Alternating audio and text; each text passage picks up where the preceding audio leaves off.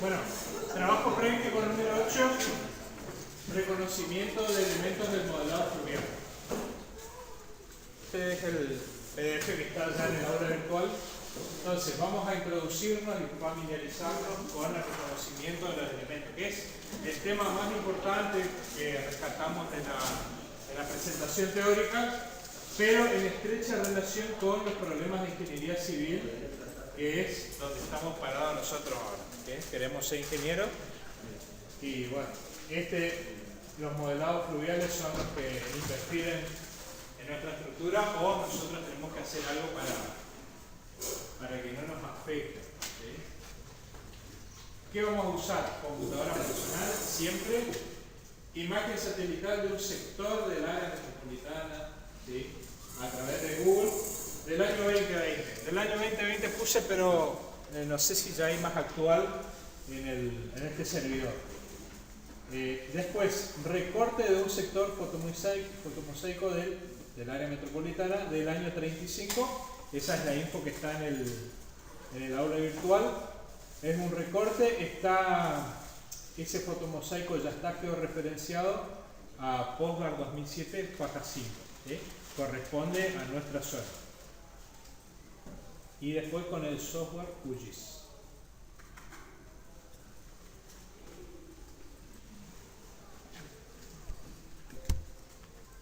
Bien. Trabajo práctico muy sencillo. Esta vez es muy fácil. Vamos a observar en el primer punto, observar las imágenes extraídas de Google y del fotomosaico. Previo a todo esto, lo que vamos a hacer es colocar esa fotomosaico dentro del QGIS. ¿Sí? Como ya está georreferenciado, lo único que hacen es un geotiff, descargan, lo colocan en el servidor, lo colocan en el programa de esta forma. Acá tengo documento práctica.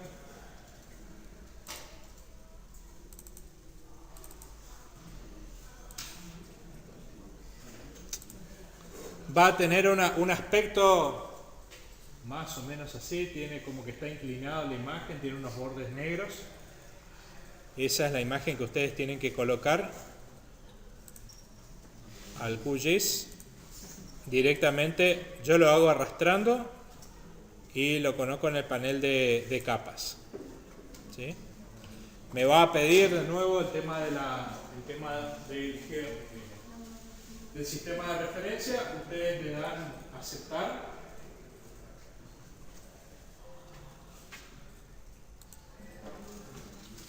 ¿Sí? Y les va a aparecer así, de esa forma.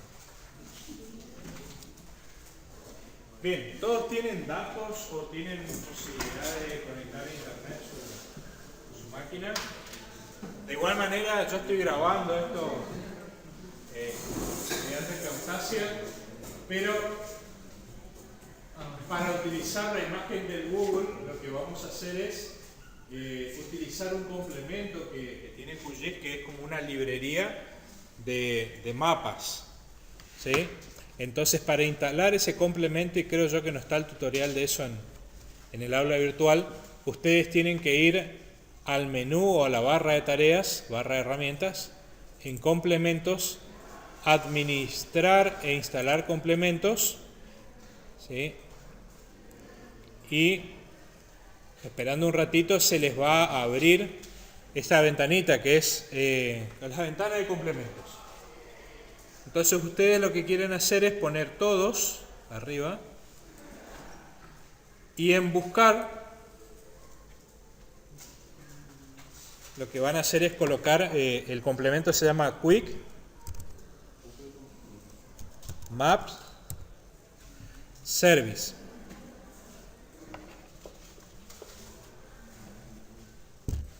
Services. Ahí. Así se llama el complemento, Quick Map Service. Yo ya lo tengo instalado, por eso a mí me aparece con una tilde. Ustedes lo que hacen es seleccionar ese complemento. En el caso de que no lo tengan instalado, seguramente la mayoría, les va a aparecer el botón acá que a mí me aparece en gris, perdón, a mí me aparece desinstalar, pero a ustedes les va a aparecer instalar, ¿sí? Le dan instalar, esperan hasta que se instale el complemento.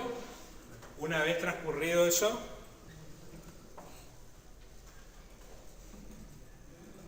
se les puede llegar a aparecer acá como en la barra de herramientas, con un simbolito que es como el planeta Tierra, donde si ustedes colocan el mouse allí, se les va a aparecer el nombre del complemento y va a tener una flechita, más o menos acá donde yo puse el mouse, tiene como una pequeña flechita hacia abajo. O si no, también está en la barra de herramientas arriba, en la que se denomina web, y ahí aparece, ¿sí? Cuando ustedes instalan, como a mí me aparece acá, a ustedes les va a aparecer una librería de mapas mucho más chica, ¿sí? Entonces ustedes lo que tienen que hacer es ir a Settings, la parte de abajo. Se van a Settings y se van a la última pestaña que está acá, que dice Más servicios. ¿Cómo se va a ir, profe? Si puede repetir. Sí. Me voy a Web, arriba. Me voy a Quick Map Service y te va a aparecer una librería de mapas que seguramente no es del tamaño que está ahí. Te vas a la parte de abajo donde dice Settings. Esperás que abra una ventanita. Y te vas a la última parte donde dice Más servicios o More Service. Y le dan el botón que está aquí abajo, ¿sí? Una vez que le dan ahí, le dan clic, lo que va a hacer es obtener más mapas. Le dan aceptar, le dan guardar. Y ahí sí les tiene que aparecer toda la librería de mapas. O en este caso,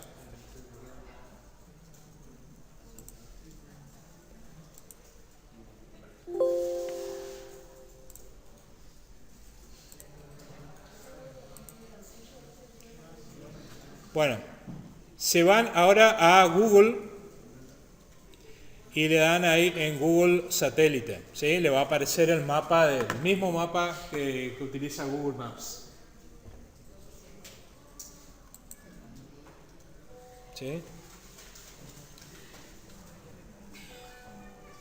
¿Lograron eso? Ahí tienen el mapa de Google Maps por debajo del fotomosaico, ¿sí?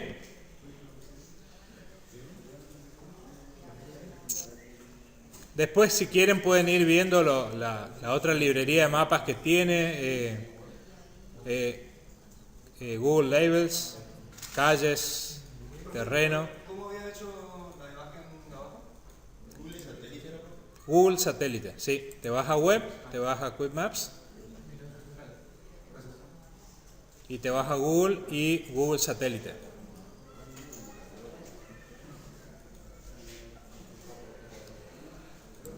Sí.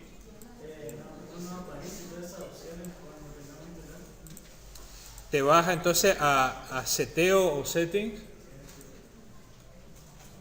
te vas a más servicios, donde te dice, y le das acá en el botón que está obtener el pack. Le das clic ahí, le das guardar, ¿sí? Y después te vas nuevamente a web, elegís la librería y buscas Google. ¿Cuál es eso?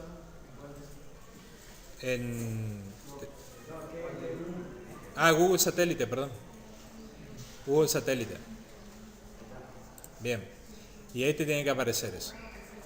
Entonces, si nosotros apagamos, o sea, destildamos fotomosaico, vemos que está, bueno, ya el trabajito ya les hice para usted. Por ahí para evitar eso, que a algunos no les salga la georreferenciación, aparte no perder tiempo georreferenciar esto. ¿Sí? Ya lo hicieron la clase pasada. Bien.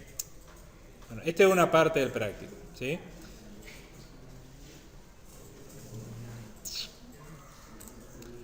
Bueno, entonces, ya tenemos la imagen de Google y el fotomosaico puesto en el QGIS. Lo que vamos a hacer es identificar los elementos del modelado fluvial vistos en la tarea. Canal de estiaje, espiras meándricas, meandros abandonados, cuello de cisne, etc. ¿Sí? Todos esos elementos son los que nosotros vamos a digitalizar directamente. El punto B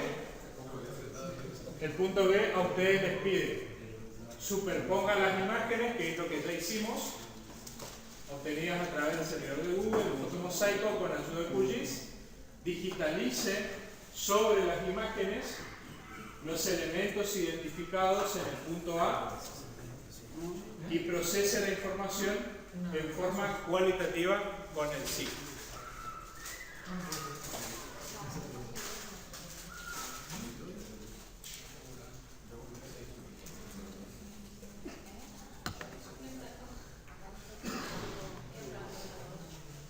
Bueno, ¿qué tenemos que hacer en esa parte?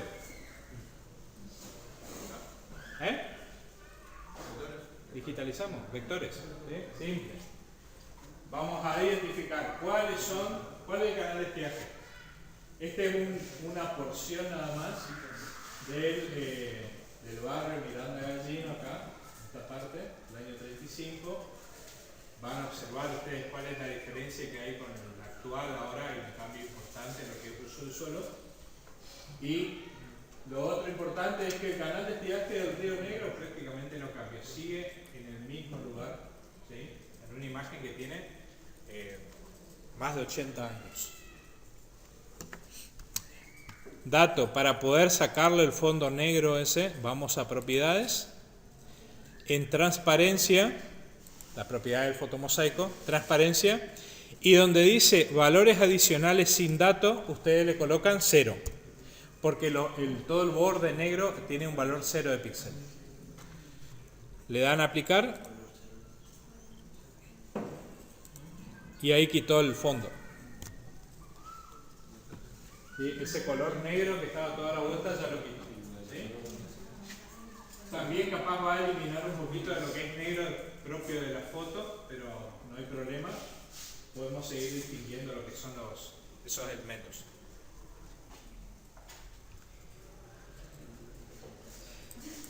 Traté de que sea lo más coincidente, ¿sí? Tengan en cuenta ustedes que yo estoy tratando de ubicar una fotografía aérea que tiene la deformación debido al relieve, o sea, una proyección tipo cónica, que es lo que vimos en la clase pasada, tratando de llevarlo a hacerlo coincidir con una ortoimagen, que es lo que está acá abajo, ¿sí? Son dos cosas que son complicadas de poder superponer. A su vez, fíjense el defecto de del fotomosaico, que cuando armaron, los que armaron el fotomosaico, hay un corrimiento de esta foto con respecto a esta. Entonces como que se cortó el punto de causa del Río Negro ahí, hay un pequeño desfase. ¿Sí? ¿Cómo le sacó el contorno negro? Te vas a te situás en el fotomosaico, le das propiedades, te vas a transparencia y donde dice valores adicionales sin dato le pones 0 y después aceptar. Vale, gracias.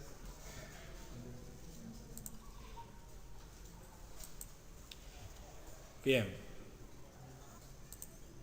¿Nos ponemos a hacer polígonos?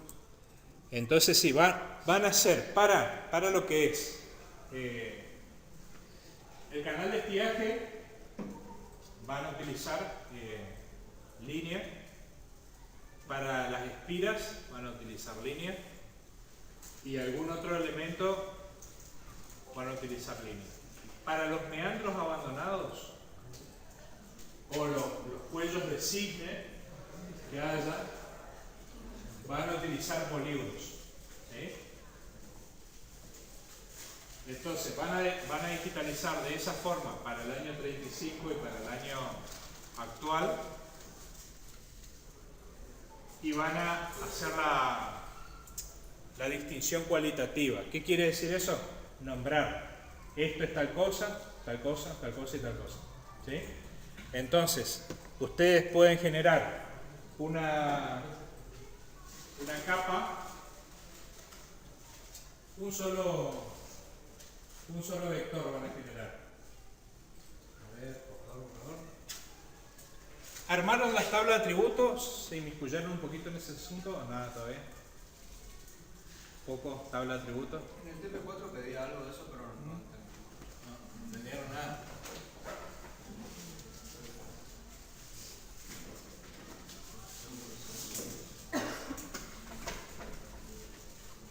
Bueno, ustedes van a generar lo que es la identificación para el año 35 y la identificación para el año actual, ¿sí?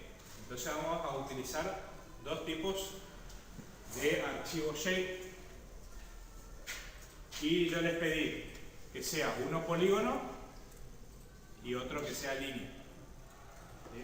Entonces van a tener que ser dos tipos distintos. Entonces, año 35. Para organizarse, ¿cómo van a llamar los archivos? 1935. ¿Sí? Entonces, en línea, ¿qué vamos a tener? Canal de espiaje.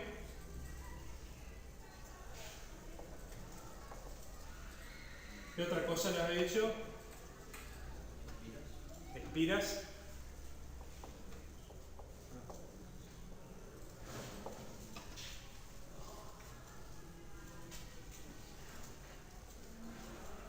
¿Qué otra cosa? Nada más. ¿Sí? Que son los elementos que van a poder distinguirlo. También sería interesante que ustedes delimiten cuál es la zona de socavación, cuál es la zona de deposición. ¿Sí? Eso también podrían señalarlo con líneas. ¿Y ese cómo van a hacer? Acá en un ejemplo. Vamos a marcar algo.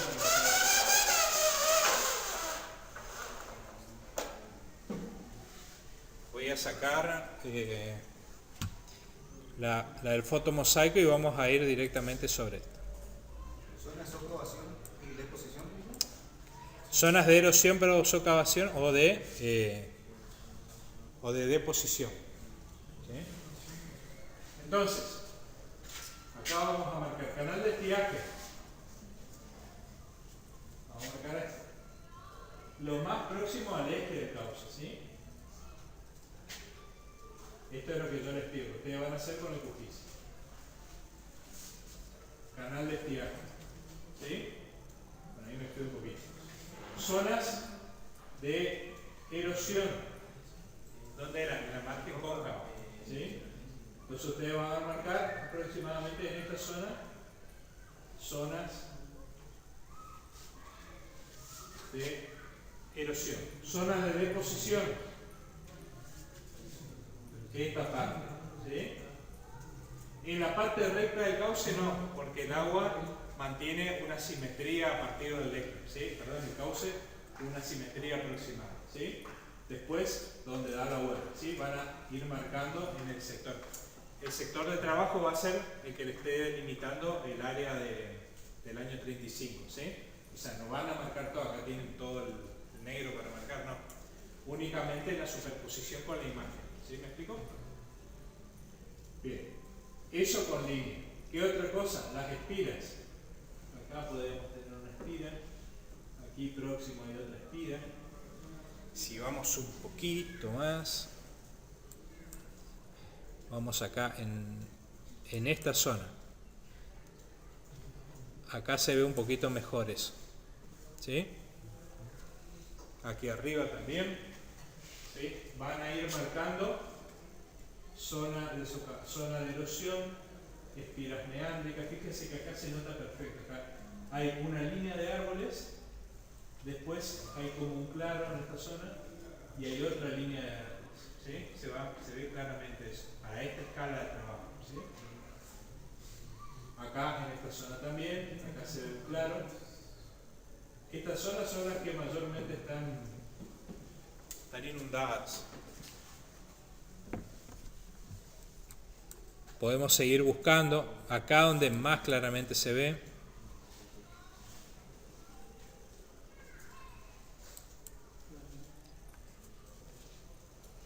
Bien. Entonces, como dijimos, canal de estiaje, espiras,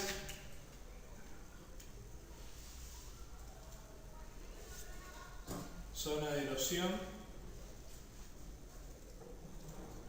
o margen de erosión, margen de deposición, ¿sí? Eso lo vamos a hacer con línea. Ahora, con polígono. Nada más.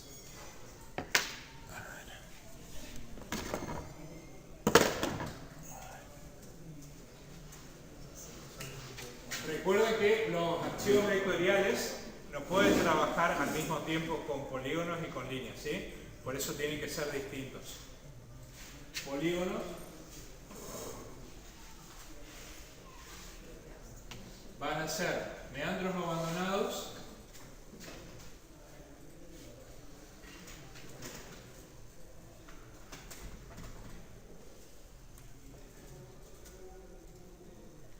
y cuerpos de lagunas.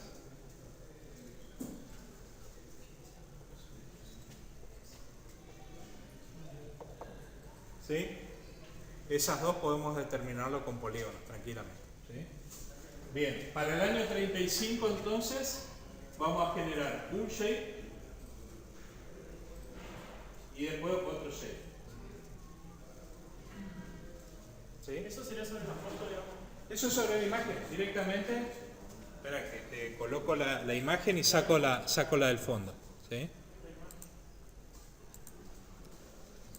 Ahí está. Tengo la imagen del 35. ¿Sí? Entonces digitalizamos meandros abandonados, cuerpos de laguna, meandros abandonados, ¿sí? Cuerpos de laguna, acá, por ejemplo, meandros abandonados, ¿sí? Todo eso vamos, o los sectores donde ustedes ven que posibles lugares de que se mantenga el agua, ¿sí? Eso que ustedes lo van a delimitar, ¿sí? Con polígonos. Eso lo hace para el año 35. Para el año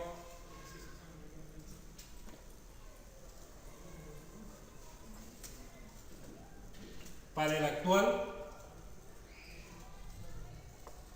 lo mismo, o sea, vamos a establecer uno que sea línea, los mismos elementos, canal de estiaje, espira, zona de erosión, zona de deposición. Punto 2, polígonos,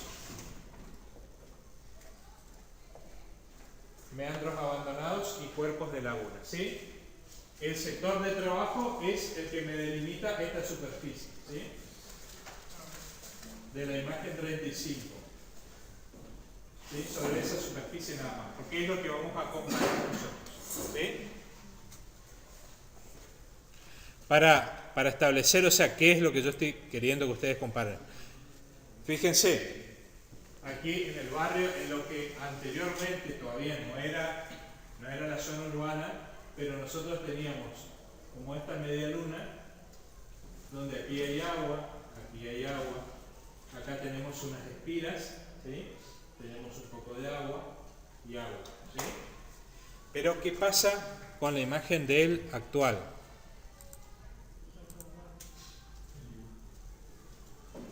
Fíjense, donde yo tenía esta media luna que había agua en el 35, ahora hay todas casas, ¿sí?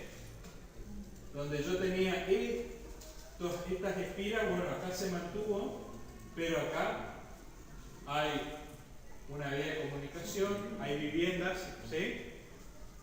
Entonces, eso es lo que ustedes van a tener que analizar en su informe, en la parte final, cuando yo les pido el informe ustedes van a establecer como una de las posibles causas, problemas de anegamiento es la ocupación o el relleno de zonas bajas.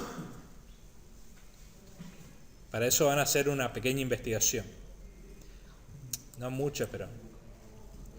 Bueno, ese viene siendo el objetivo. Entonces, cuando establecemos, a ver, hubo una variación en los cuerpos lagunares o en los meandros, y ustedes van a establecer sí o no, van a comparar con superficies. Por eso yo les pido que trabajen con polígonos. ¿Sí? Es lo más notable. La disminución, por ejemplo, de Laguna Francia en resistencia, fíjense acá en esta parte, fíjense el tamaño que tiene en esta fecha, y si yo coloco la foto antigua, era mucho más grande la zona, ¿sí? No cruzaba no me acuerdo la avenida, ¿cómo se llama esa?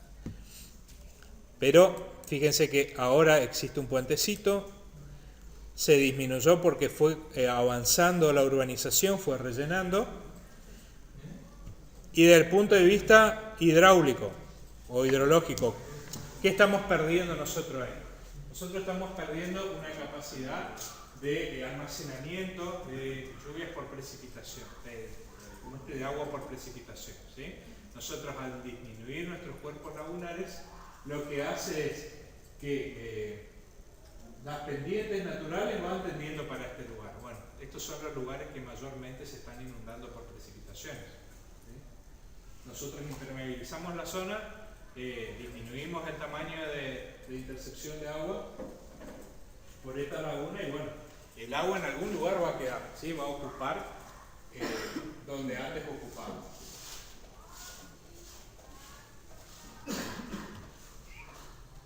La solución que hacemos nosotros, ponemos ductos mucho más grandes, o sea, la solución pluvial es más costosa a su vez. A ver si acá se alcanza a ver. No, esa zona no abarca.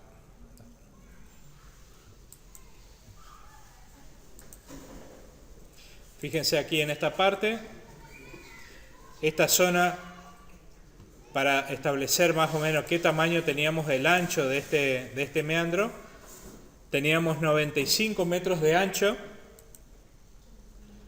pero si nosotros comparamos en la actualidad, tenemos 55 metros. ¿Sí? ¿Sí? Y fíjense que si nadie dice nada, esto después se va a convertir en una parcela más, porque ya hay una calle acá ya tenemos, o sea, lo único que está faltando es que vengan los camioncitos y empiecen a rellenar. Una manzana. O sea, ya tenemos una manzana. Listo. Bien, bueno, ese es el gran defecto que tenemos nosotros, o sea, no cuidamos nuestros cuerpos lagunares y como no hay una planificación o las cuestiones son un poco más de fondo, por ahí la cuestión urgente avanza más sobre esto porque, qué sé yo, hay que ver qué tipo de viviendas se hacen ahí, el nivel socioeconómico, las políticas no alcanzan, no son rápidas y cuando nosotros queremos solucionar en la parte de ingeniería es fácil. Hacer ductos más grandes y sacar el agua es una pavada. ¿Lleva mucha plata? Sí, lleva mucha plata. Pero podríamos haber hecho algo más productivo anteriormente, conservar las lagunas y que sean unos reservorios, ¿sí? Y después, el equipo de bombeo necesario es mucho más chico para trabajar. Pero bueno. Inclusive si le superponemos la cartografía que mostró el programa, También, exactamente, sí. Bueno, otra cosa interesante que yo fui y pasé, que bueno, acá estaba la traza de la avenida Sarmiento. En el año 35 no había traza de avenida Sarmiento, no existía. O por lo menos aparentemente hay como una especie de camino raro acá que no se alcanza a distinguir, ¿sí? O como que está cortado ahí, acá. Villa San Martín, el barrio, pero llega hasta ahí esta zona nada más. Bueno, y acá tenemos nosotros este cuello de cisne. Fíjense que acá sí se formó un cuello de cisne. Ya le di uno, ya saben cómo identificar ese. Pero ¿qué sucedió ahí? Si ustedes van, o el que suele ir a caminar por esta zona, o se va para el Parque de la Democracia, andar en bicicleta o demás, fíjense que no hay ni una obra que una esta parte del cauce con esta parte, ¿sí? Este meandro con este meandro, ¿sí? Entonces es como yo hubiera pensado en una alcantarilla de tal manera que haya un equilibrio entre el agua que se va a acumular acá con este que se va a acumular acá en esta zona, porque sigue siendo una zona en la cual está recibiendo agua de lluvia, ¿sí? Entonces, hacer como una obra en la cual se equilibren los flujos. Bueno, no existe eso acá.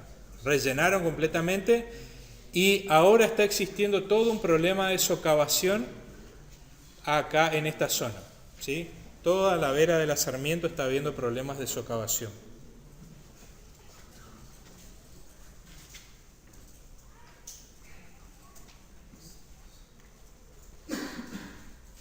Que si nosotros dejamos que crezcan esas tubificaciones que se arman, o esas socavaciones, después son peligrosas porque aparentemente son capas que son estables, pero después apoyamos un peso y se generó una caverna por debajo, ¿sí? ¿Qué pasó acá por la Piacentini? La hormigonera que se hundió, ¿sí? Pero ese no fue un problema un cauce, pero fue problema de socavación por el ducto de agua, ¿sí?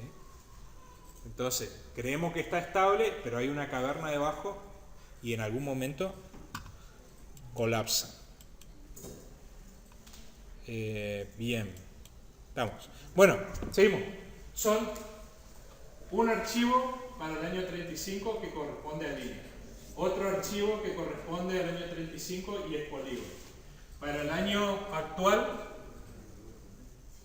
y sugerencia, puede ser, ustedes pueden llegar a nombrar AMGR-1935 y AMGR-actual o 2020, ¿sí? Ese es el nombre que ustedes pueden poner, ¿sí? Entonces va a tener AMGR 1935 puede ser L para línea y AMGR 1935 P para los polígonos.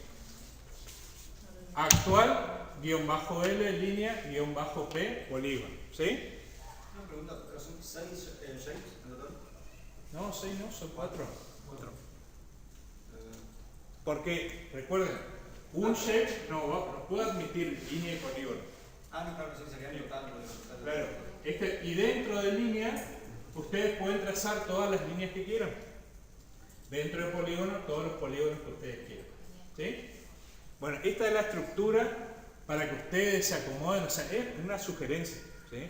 Para ordenarse en el trabajo cómo van a hacer, ¿sí? Línea, polígono, listo.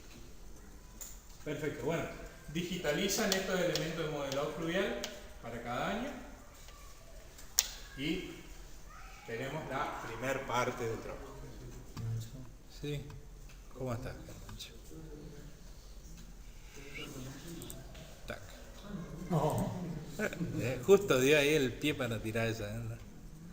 ¿Y que la imagen actual la hacemos con la del satélite? Claro, sí, por eso la del Quick Maps. Profe, ¿de cuándo es la imagen esa al final? Esta es 1900, este es el 2020, es la última creo que tiene. O el 21, si mal no recuerdo. Pero por eso yo le pongo actual nada más porque que pase un año no tiene problema. Profe, ¿por qué AMG? Área metropolitana de gran resistencia. Área metropolitana de gran resistencia. Decime que soy... Bueno, puede ser que no sean de corriente. ¿No? Son de corriente. Encima lo mandó al frente al otro. Dos errores en un segundo. No, nada, está bien. Área metropolitana de gran resistencia, sí, van a ver. No es común para nosotros en la ingeniería, pero los geógrafos es una manera de censo, sí. Se la conoce así al área completa, digamos, las 4 ciudades. más grande. En realidad estamos trabajando sobre resistencia, nomás porque el recorte es sobre resistencia, pero ya me queda a mí el pie para que ustedes sepan que siempre se trabaja completo. Cuando se hacen los estudios se hace de manera conjunta, esto porque funciona como un todo. Es un sistema, o sea, cuando ustedes van a trabajar con un área de influencia directa, esta obra que él les estaba mostrando ahí de la parte del loteo, no sé si ya le mostraste. Sí, lo mostré. La parte del loteo, digamos, es cuando hacen la influencia directa es el sector inmediatamente cercano, va a ser una obra, va a tener parámetros como por ejemplo cercanía a corralones, cercanía a zonas de deposición de materiales, de residuos, de demolición, de construcción, pero cuando están hablando del área de influencia indirecta, que es un área un poco más grande, que tiene sentido en otras cosas, es importante trabajar el área metropolitana de una forma global.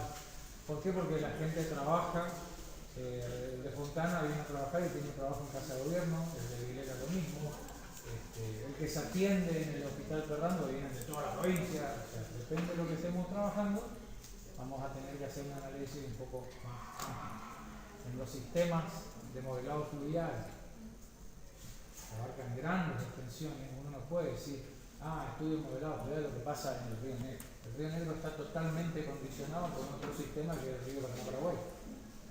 Y a su vez, históricamente, geomorfológicamente, estuvo condicionado por el Bermejo en su formación.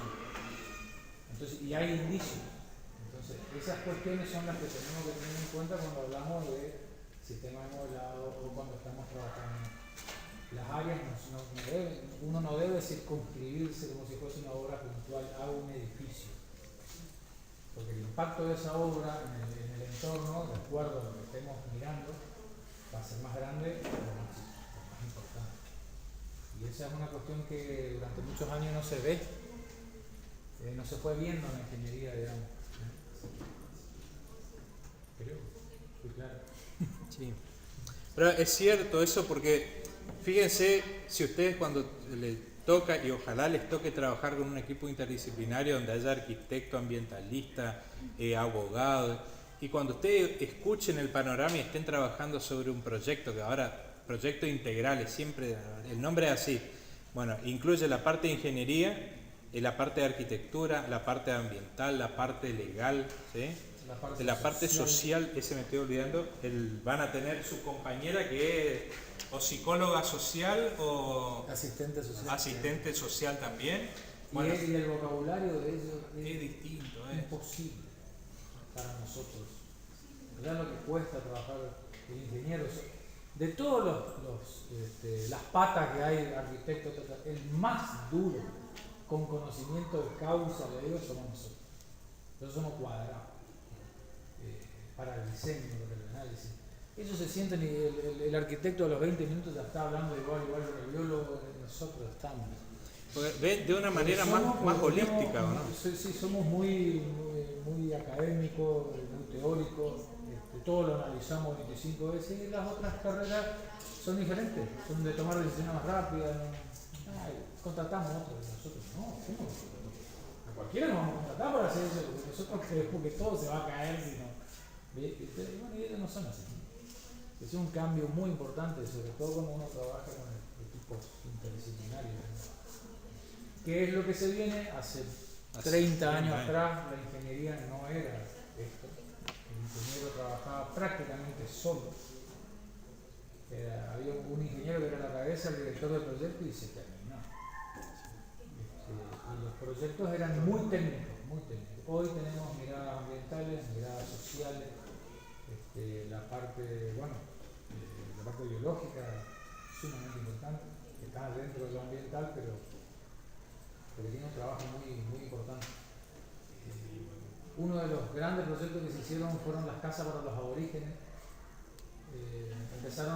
Se presentaron proyectos que no tenían puertas, porque el aborigen no usa puertas, en donde no había living, comedor, sino que había un gran fogón central, con tomas de aire, con la visión hacia los patios, porque la idiosincrasia del aborigen era así. Si vos le decías a un ingeniero, hace una casa, ¿qué iba a hacer el ingeniero? una casa. Está agarrada, dos habitaciones, ¿cuántos metros cuadrados? Listo, solucionó. Y el objetivo iba a quedar en la nada misma. Son esas casas que después terminan vendiéndolas porque no las sienten propias. Entender la idiosincrasia del cliente, básicamente, es lo que hace a esto que estamos tratando de mostrarles. Cuestiones generales que surgen de esta unidad que es. Sí. Da para mucho. Imagínense una. Pero es todo. Uno me preguntó por el tema de los espigones, ¿qué pasa? Y yo le dije el ejemplo. Hay un barrio en el cual puede llegar a estar afectado porque si no existen esos espigones, el agua del Bermejo está erosionando y va a llevar abajo todas esas casas.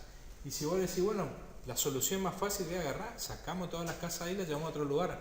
Pero resulta que la persona que vive ahí, vivió el papá ahí, vivió la abuela, o sea, tiene toda una historia y que vos simplemente por una solución práctica le decís, te saco de acá y te pongo en otro lugar y para nosotros es fácil, pero... Es una cuestión de arraigo. Exactamente. El barrio de los pescadores. Ese es uno de los ejemplos típicos. Un barrio que tiene 160, 1600 familias, personas en realidad, ni siquiera familias, debe tener 500 familias, una cosa así.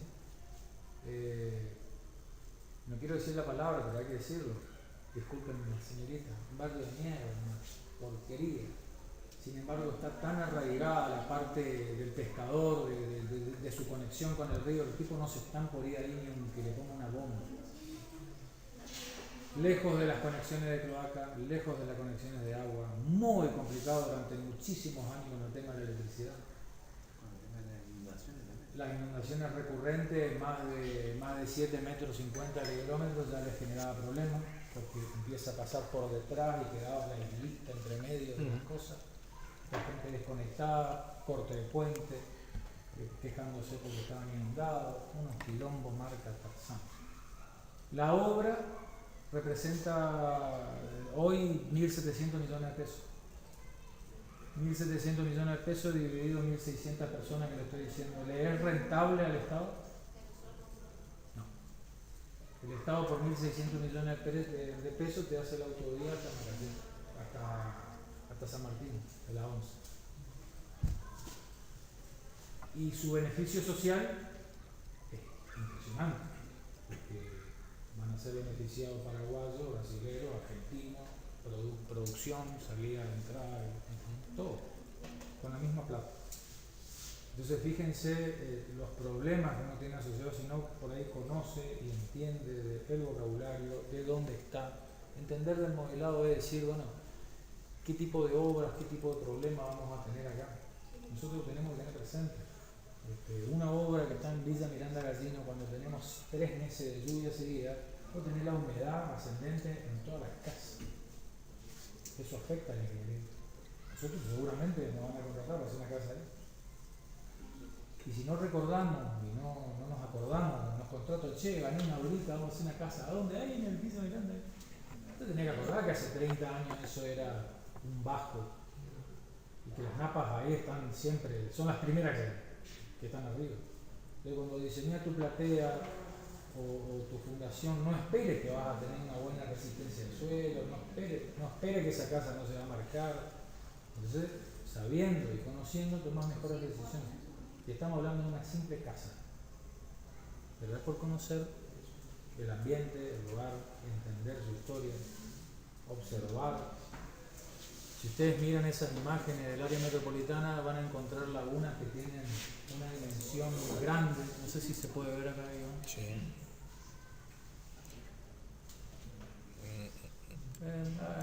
Allá. Ahí, bueno, ahí.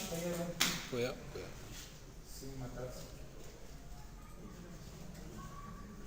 ¿Está muy lento esto? No. Fíjense lo que es el Esta Río parte. Negro.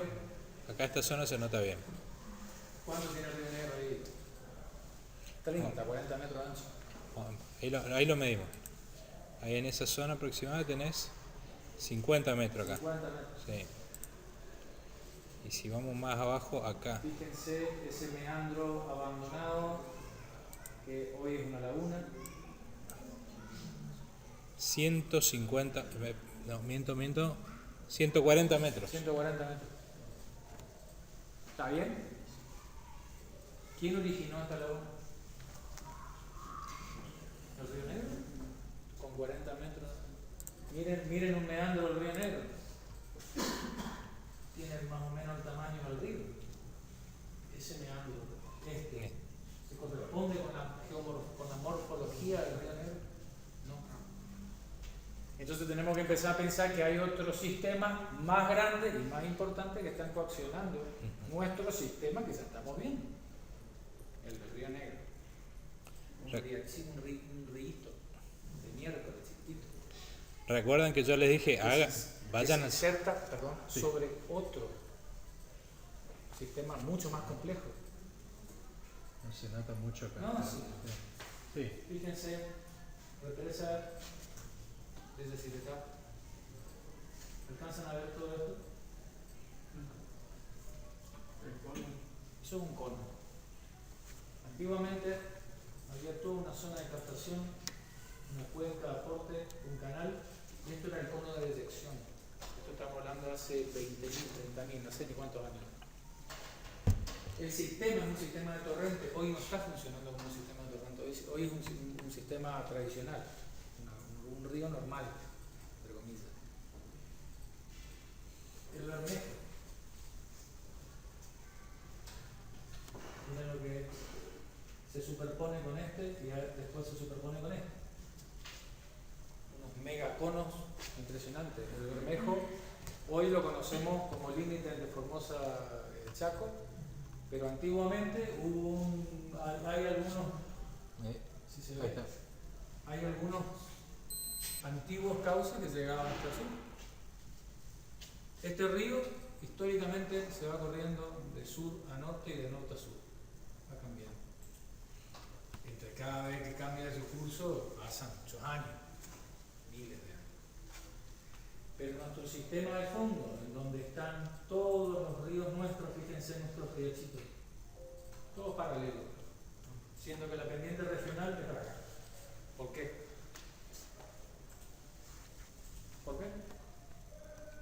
¿Por qué todos nuestros ríos corren así? ¿Qué los condiciona? La pendiente. Sí, pero la pendiente general es hacia acá. Acá están los bajos submeridionales y llegan hasta Buenos Aires.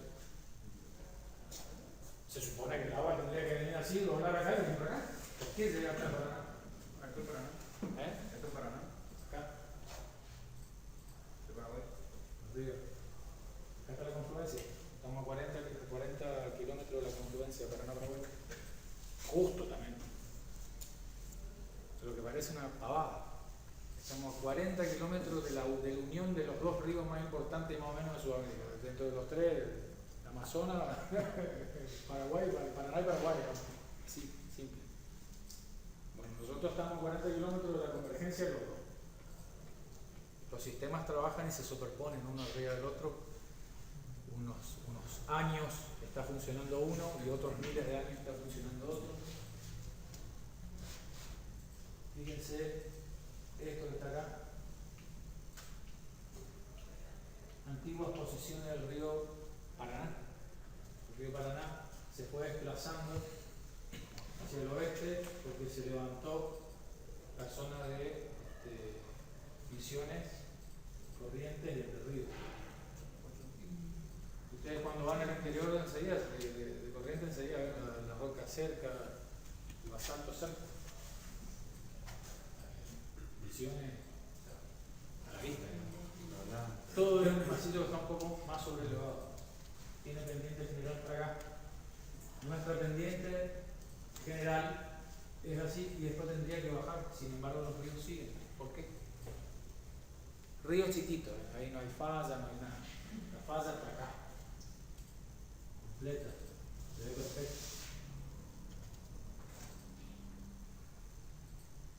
Estamos en una zona de llanura. ¿Qué puede pasar para que los ríos corran en este sentido? Y no en el sentido de la pendiente, de la máxima pendiente que tenemos. Hay una pendiente en este sentido y otra pendiente, así como que se están viendo así. Conceptualmente debería, el agua tiene una naceta acá, llegaría a un punto y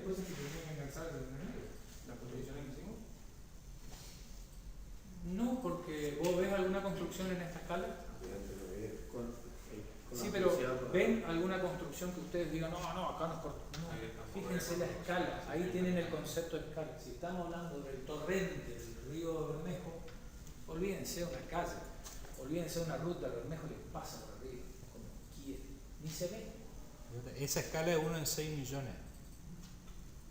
Ahí para que se vea la pantalla, la visualización en pantalla, 1 en 6 millones. Una zona de llanura. ¿Qué puede pasar? Que todos los ríos no salen. Ampliamos una imagen de algunos de los ríos tapados y por fíjense. ¿Por qué viene por acá y no viene por acá? ¿O no viene por acá? ¿Qué puede haber en el medio?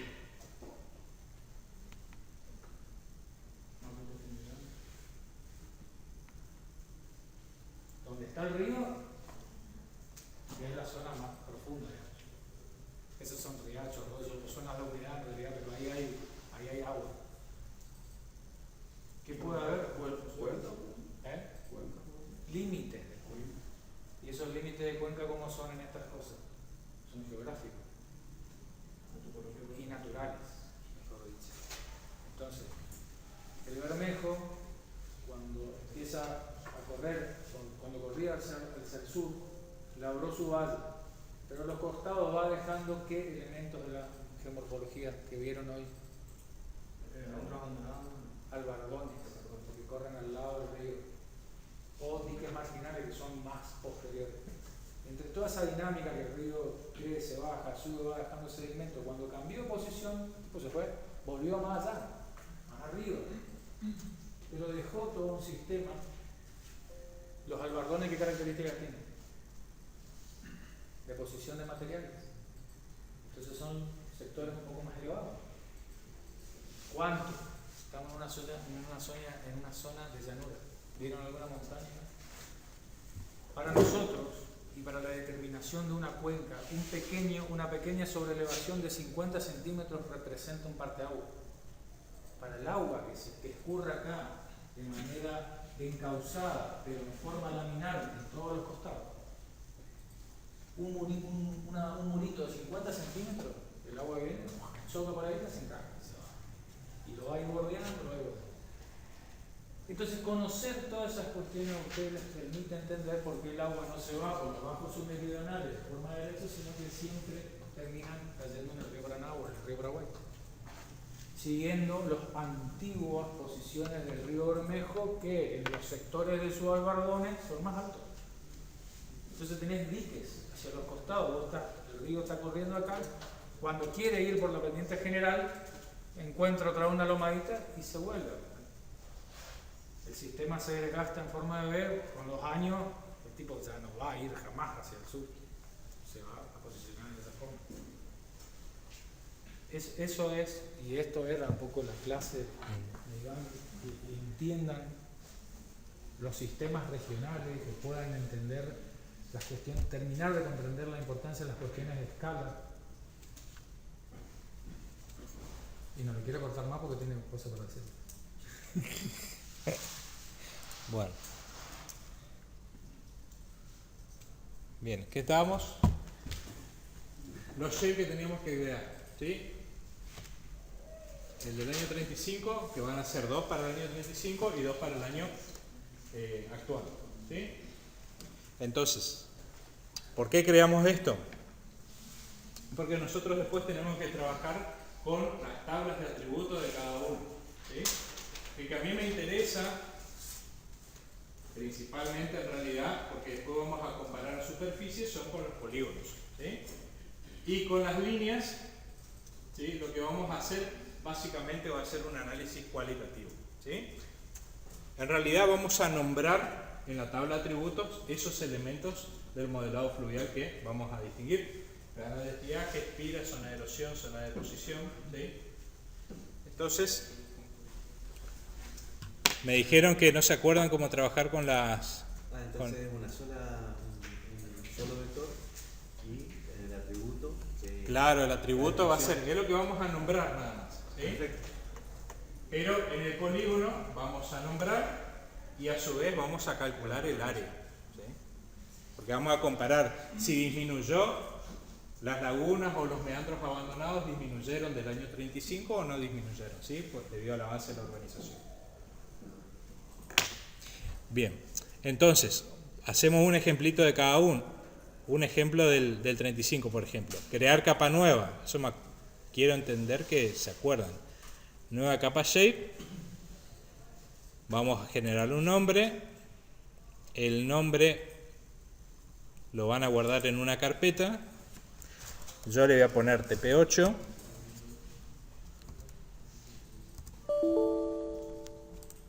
Y el nombre del shape le voy a poner, como dijimos, AMGR-1935-L.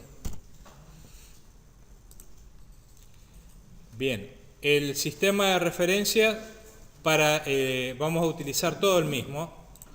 Vamos a llamarle PostGard 2007 Argentina 5, ¿sí? Sistema de coordenadas planas. Y vamos a borrar este ID que dice, eliminamos ese campo y vamos a generar un campo nuevo al cual le vamos a llamar ELM M-M-F, o sea, elemento de modelado fluvial, ¿sí? Así le vamos a llamar a esa columna. Elemento de modelado fluvial. LM-M-F. O ya aprende como quieren. Como que son sugerencias que yo le doy, pero Mientras ustedes entiendan lo que están haciendo, obviamente cuanto más ordenados son, más fáciles después, ¿no? Pero... Exacto. Y el tipo de dato, como nosotros vamos a, no me acuerdo si se les comentó esto en algún momento, pero el tipo de dato, cuando nosotros estamos por generar algún elemento en la tabla de atributos, nosotros podemos tener columnas, ¿sí?, que van a corresponder a cada atributo que le vamos a dar a ese vector que vamos a generar, ¿sí? Cada fila de esa tabla de atributos corresponde a un elemento que va a estar representado sobre el espacio de trabajo, o no todavía, ¿sí? Y cada columna va a corresponder a un atributo que le vamos a dar, ¿sí? Y esos atributos tienen características o son de distintos tipos que van a estar en función de qué dato vamos a almacenar dentro de cada atributo. Van a estar en función si va a ser un tipo de dato texto o alfanumérico, ¿sí?, que nos va a servir para hacer operaciones matemáticas, o sea, nos vamos a poder sumar con este dato de texto, ¿sí? O puede ser un dato de fecha, puede ser un dato tipo numérico entero, numérico de puntos flotantes, decimal, ¿sí? Entonces va a estar en función de qué vamos a hacer con cada uno de esos datos, ¿sí? Entonces, para este caso que nosotros vamos a nombrar nada más los elementos de modelado fluvial, el dato texto es correcto, ¿sí? Fíjense la longitud de los caracteres que le van a dar, podríamos ponerle 100, más de eso no vamos a usar, y después le damos a añadir a la lista de campos, ¿sí? Configuramos. ¿Qué más me está pidiendo? ¿Cuánto puso longitud? 100. 100 le puse, sí. Y, por eso no me dejaba generar todavía. Y el tipo de geometría, dijimos que vamos a utilizar cadena de línea o tipo línea. Cuando terminé de configurar eso, a mí ya me permite aceptar, o sea, ¿sí?, ahí ya me creó ese shape. Bueno, como les dije yo que íbamos a hacer, en este caso en línea, no tiene sentido que hagamos el polígono de como el canal de estiaje. No, vamos a marcar la línea y vamos a intentar trazar por la línea de Taylor, la línea de mayor profundidad. Y ustedes se van a ayudar con el concepto que nosotros vimos. Si el canal de estiaje es rectilíneo prácticamente, en la línea de Taylor, ¿dónde va a estar aproximadamente? Estará en el centro, ¿sí? Pero en las zonas donde nosotros tenemos, ¿sí?, ya tenemos esta con las zonas de erosiones son la parte cóncava, por lo tanto es más probable que la parte profunda esté muy próxima a la parte cóncava. Entonces, por ahí está. ¿Sí?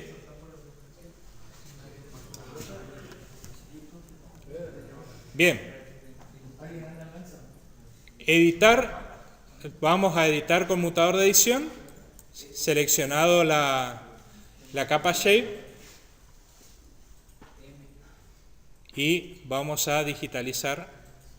Un sector nada más lo voy a hacer, un pedacito, pero como para que tengan de ejemplo nada más. Le tengo que dar, una vez que está activado, me voy aquí, añadir línea, se me cambia el cursor y empiezo a digitalizar. ¿Sí? Se le aparece una línea tenue de color rojo y empiezo a generar la digitalización. Y voy haciendo clics sucesivos, tac, tac, tac. Bueno, hasta ahí como ejemplo. ¿Sí? Botón secundario. Cuando le di, ahora me aparece la ventana del atributo. ¿Sí? Ese elemento, canal de estiaje.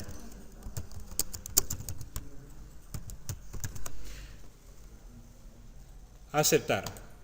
Y ahí ya quedó creado. ¿Sí? Ahora si voy a digitalizar otro elemento, todavía sigue activado.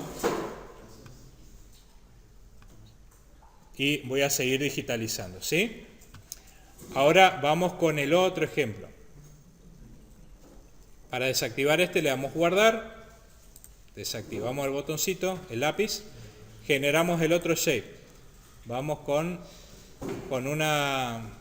el de polígono. Capa, nueva capa. El nombre le voy a cambiar únicamente la letra P, va a ser AMGR-1935-P. P de polígono. Ahora, voy a borrar el ID yo siempre borro, porque es un dato entero y siempre me pide que yo lo cargue manualmente. Yo lo elimino y mi primer elemento va a ser, ¿qué dijimos que íbamos a digitalizar con el polígono? Meandros abandonados o cuerpos de laguna, ¿sí? Entonces, ¿La longitud de 100 también? También va a ser 100, sí. Entonces, yo sugiero nombrarlo del mismo modo. M-F, ¿sí? Y va a ser tipo dato texto, 100, añadir. Y después vamos a colocar otro que va a ser el área. Entonces, bajamos acá el tipo de dato. El tipo de dato va a ser número decimal. El nombre va a ser superficie.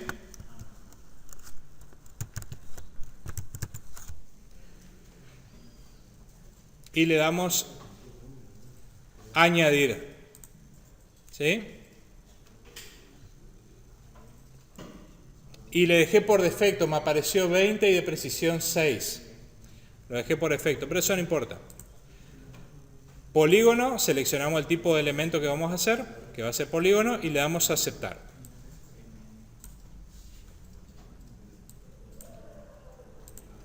Selecciono el AMGR 35-P, le doy conmutar edición y voy a darle añadir polígono. Y vamos a digitalizar. A ver si tengo acá la vista. Vamos a digitalizar este meandro. Y ahí vamos realizando el trabajito con paciencia.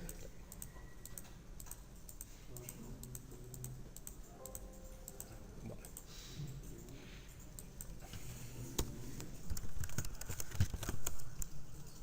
Y superficie lo dejamos así nada más. No completamos porque ese dato le tenemos que pedir a la calculadora de campos. ¿Sí? No tenemos la superficie. Le damos a aceptar. Bien, vamos a actualizar ese valor de superficie. Entonces me voy, así lo mantengo todavía en edición, botón secundario, me voy a abrir tabla de atributos, ¿sí? Me voy a superficie, Me voy acá. En la parte de arriba, ¿abrieron ya tabla de atributos? Me voy acá donde dice abrir calculadora de campos. ¿Murió la batería? Se quedaron sin batería. Pero Ah. entiendan lo que estamos haciendo. ¿Sí? Ah, bueno. Están grabando. Bueno, abrir calculadora de campos. ¿Sí? Como nosotros ya generamos el campo superficie, me voy a ir acá al lado, donde dice actualizar campo existente. ¿Sí? Tengo que tildar ese botoncito, esa casilla, y tengo que actualizar superficie. Selecciono superficie y fíjense, acá a ustedes ya le va a dar una pauta de qué tipo de datos es cada uno. ¿Por qué? Este campo que dice EM-M-F, sí, tranquilo. ABC dice, ¿sí? Ese es nuestro texto. El que dice superficie dice 1.2. Ahí ya me está dando la idea que el dato este es numérico, decimal. Bien, seleccionamos ese. Vamos a geometría. Aquí en el centro, pero voy a ampliar un poco esto. En el cuadro del medio tenemos algo que se llama geometría. Desplegamos y vamos a la función pesos área, ¿sí? Y acá le dice devuelve el área del objeto actual. El área calculada con esta función respeta tanto la configuración del elipsoide del proyecto actual como la de las unidades de área. Por ejemplo, se ha establecido que, bueno, sigue, ¿sí? Por eso, el área que ustedes calculan, hay dos funciones. Después investiguen qué significa cada uno. Pero hay algo cierto. Si nosotros sacamos el área con QGIS y la sacamos con AutoCAD de una superficie un poco más grande, van a ver que no es la misma superficie, ¿sí? QGIS considera la superficie del elipsoide y AutoCAD es una superficie enteramente plana, ¿sí? Bien. Sería lógico, ¿no? Por el sistema de referencia de coordenadas que ustedes están utilizando. Botón, doble clic sobre pesos área. Ahí ya le da una previsualización del valor que van a obtener. En este caso tenemos una sola, ¿sí? Siempre va a mostrar uno. Le dan aceptar y ahí está la superficie, ¿sí? 41.400,30 metros cuadrados. Recuerden que está configurado que las superficies y longitudes están en metros o en metros cuadrados, ¿sí? Eso después se puede operar acá. Podemos crear otro campo, utilizar la calculadora de campo, que eso le dejo para que ustedes investiguen, utilizar la calculadora de campo y transformarla en hectáreas, por ejemplo, en kilómetros cuadrados, ¿sí? ¿Cuántas hectáreas son? 100 kilómetros cuadrados, no sé. No, 100 metros cuadrados. ¿Cómo? 100 metros cuadrados. ¿Cuánto es 100%? Venga, se pase de acá.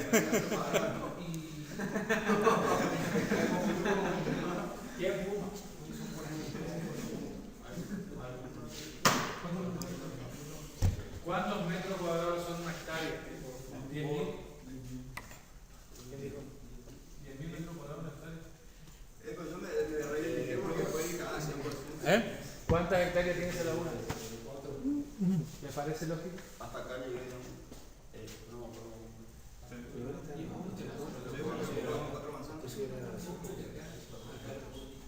Cosas simples que los ayudan a ustedes a darse cuenta. Si hubieran elegido un sistema de referencia de coordenadas que no corresponde, le puede llegar a tirar un área diferente. Ustedes se tienen que dar cuenta que 40 hectáreas no es lógico. A eso voy. Cuando uno mete muchos números, se suele perder, digamos, uno no sabe la realidad.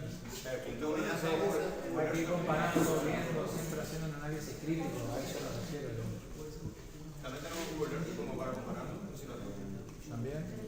Bueno, después van a hacer el mismo trabajo, por eso les expliqué por el año 35, van a digitalizar más todavía. O sea, tienen que aparecer al menos 3-4 filas más acá de superficie, ¿sí?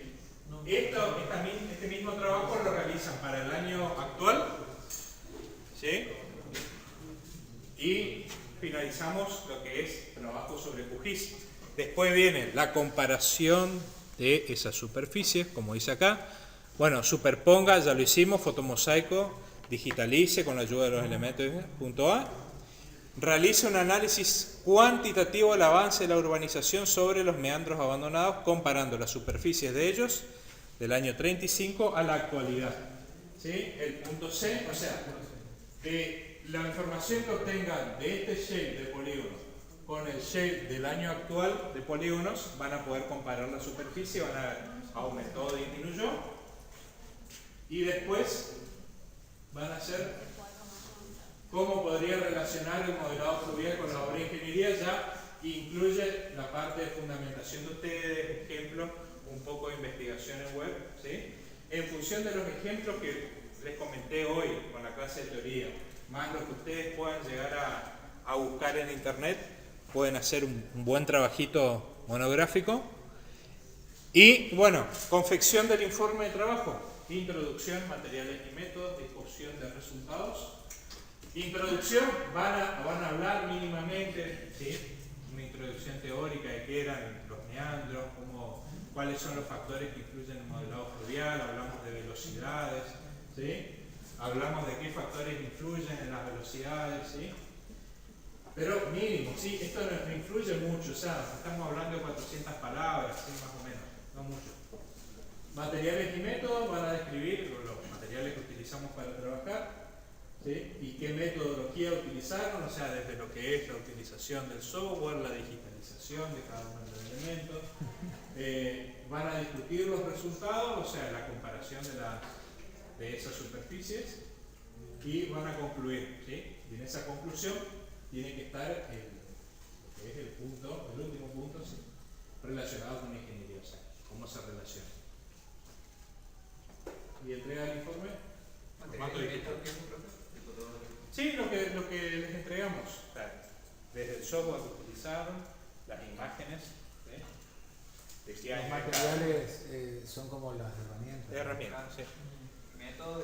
Materiales y herramientas, lo que pasa es que no lo ponen así, se conocen como materiales y métodos.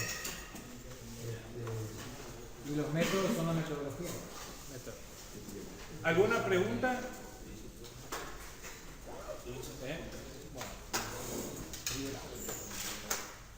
Perfecto. Tengo que ir a buscar a la patrona, está en la casa de gobierno todavía. Está haciendo horas extra también. Está bien, yo terminé. Ivancho va a quedar firme lo del 28, sábado 28.